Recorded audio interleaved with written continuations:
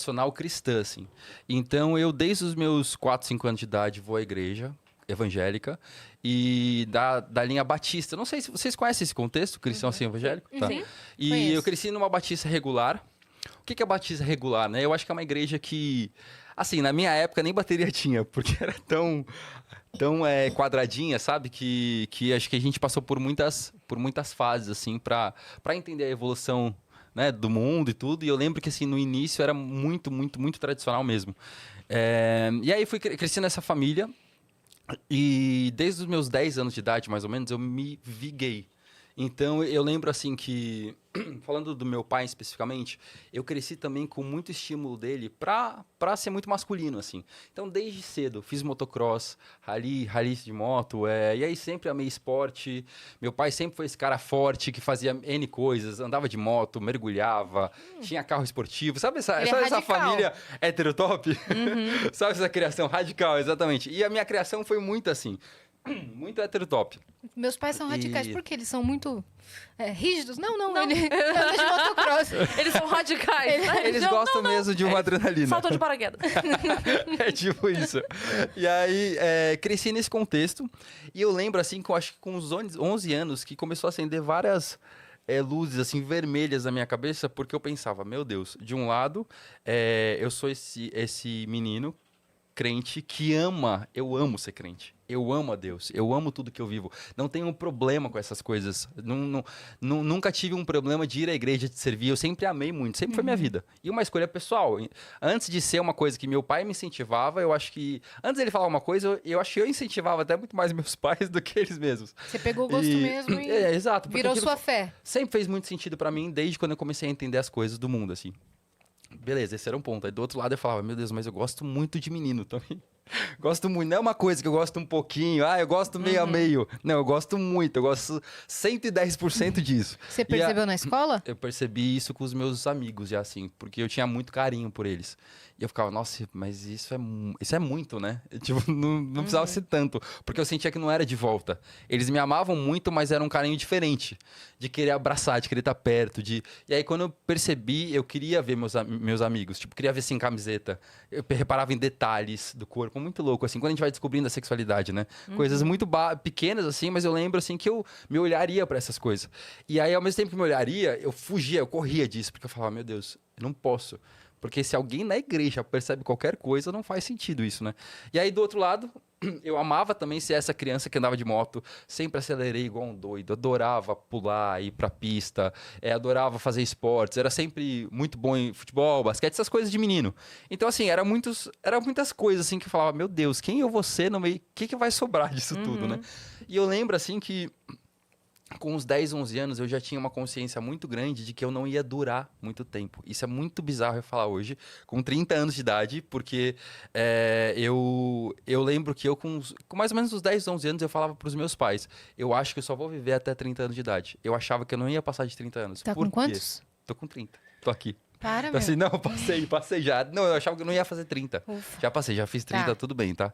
Tá amarrado, tá repreendido isso Tá. na vida. Nossa. Mas é muito forte isso, porque eu achava que essa pressão toda que tinha na minha cabeça, eu não ia aguentar, o meu corpo não ia aguentar. E por que eu falo tudo isso também? Porque eu nunca me vi, desde criança, acho que eu tinha muita consciência disso, eu nunca me vi me assumindo. Porque eu tinha tantos estímulos assim que era impossível me assumir. Não era só dentro da igreja, mas era também no contexto de amizades, era no contexto com os meus pais, era nesse contexto de esporte. Então, em nenhum lugar eu conseguia ver uma flexibilidade para eu poder ser eu. Não era impossível, então eu falava, eu não vou aguentar.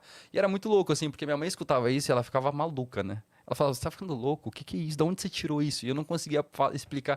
Eu acho que era meio um grito, mas eu não conseguia explicar para ela por que eu sentia isso, sabe? Daí o tempo foi passando, né? Eu fui crescendo, e aí eu acho que eu fui cada vez mais tendo essa percepção de que eu realmente gostava muito de homem, assim, de meninos, porque sempre fui muito apaixonado pelos meus amigos, assim.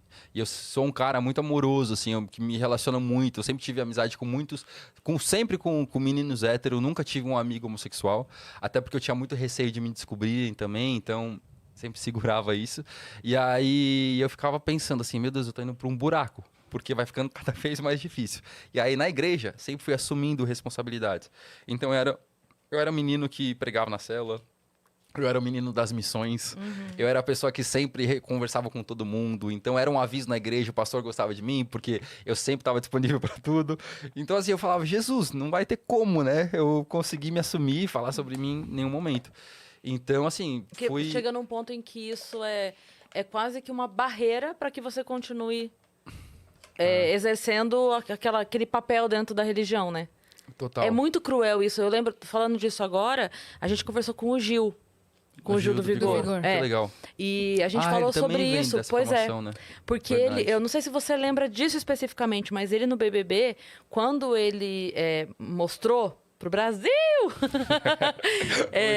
e que, assim, a maior dor dele ali, porque ele estava muito feliz de finalmente viver a verdade dele, mas a maior preocupação dele não era sobre ele. A maior preocupação dele era, agora não vou me aceitar de novo na igreja. Quando eu voltar, quando eu sair daqui, o meu trabalho na igreja não vai ser mais permitido.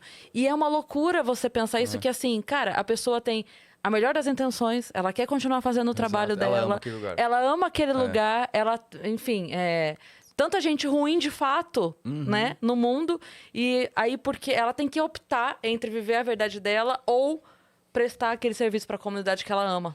É muito injusto isso, né? Muito, muito injusto. E sabe o que eu acho também, assim, lembrando das minhas realidades dentro de igrejas? É que não é todo mundo também lá que tá pensando desse jeito, mas parece que tem uma atmosfera, assim, que às vezes as pessoas não conseguem definir o que é também. Sim. Dizer nomes que parece que não pode mesmo, não é permitido. A gente não pode nem falar sobre isso. E eu acho que esse ponto também de você não discorrer sobre o assunto acaba piorando muito tudo, porque a gente não. A pessoa tem medo chega em de ser conclusões. apedrejada junto. Exatamente. É que ela acha que se ela É levantar... verdade. Sabe, você já É viu aquela verdade. historinha do professor que manda um aluno sair da sala? Você já viu essa historinha? O pessoal às Não vezes faz vídeo disso na internet, Bom, eu já já vi me algumas ocorreu. vezes. Já me ocorreu, mas eu nunca ouvi essa história. Pode contar pra Não, do gente? professor, que o professor levanta e fala assim... o professor vira pra alguém, aleatoriamente, e fala, você... Sai da minha sala, você não pode mais entrar na minha aula e tal. Daí a pessoa, o que eu fiz? Não importa, sai. Ô, louco. Aí a pessoa levanta, pega as coisas e sai. Daí quando a pessoa sai, o professor vira pra sala e fala assim: vocês acharam justo o que aconteceu? Eu tô perguntando, vocês acharam justo? E todo mundo não delita, por que vocês não fizeram nada? Pode. Pesado. Aí ele vira pro outro e fala assim: fulano, pode ir lá buscar Pesado. a pessoa de volta. E não sei o que, tipo assim, porque é uma. Parece que não pode falar nada, né? Caramba, você não pode se concorda com posicionar. isso. Você não concorda com isso, então fala que Muito não forte. concorda, sabe? Só que ao mesmo tempo nos foi ensinado de respeitar o professor. É. Como figura ali de autoridade. Ali, o exemplo que eu quis dizer é, tipo assim, o aluno ali naquela posição Entendo. se eu falar, eu vou ser expulso também. Então, nesse paralelo que eu quis fazer com a igreja tem muita gente ali que também não tá concordando com esse ou lá ou cá. Mas se eu disser, Exato. E aí? aí a pedra dele vem pra mim também. Aham. É isso aí, perfeito. Essa pessoa, acho que ela nem sabe que ela tem um espaço pra falar alguma coisa também. Exato. Ela acha que não existe esse espaço também. Porque vão pensar que ela também ou porque vão pensar que ela concorda, ou que ela Aham. apoia, ou qualquer coisa do Exatamente. tipo. Exatamente. Ou vão, sei lá, vir com 10 textos que discutem isso e ela não vai saber responder e ela nem vai entrar nesse ringue. Porque ela acha que Exato. ela já tá perdida. Então, assim, eu acho que eu vivi muito tempo pensando... Eu acho que eu era essa pessoa também, mesmo sendo, eu também era essa pessoa que ficava só vendo. Porque no contexto todo, na minha vida toda, eu vi vários exemplos saindo. De se assumirem e saírem, de não aguentarem ficar nesse espaço, nesse meio. E eu ficava assim, meu Deus, daqui a pouco é minha vez. E aí, eu não vou conseguir fazer isso, não tem como. Então, é uma coisa, é um tabu muito grande, assim, é uma coisa muito difícil. Mas é muito louco pensar que hoje eu tô aqui e tô falando isso num lugar super grande, de exposição, com zero problemas, Ao sabe? vivo. Ao vivo, eu acho isso muito bizarro, assim, o quanto foi libertador pra mim. Pode falar.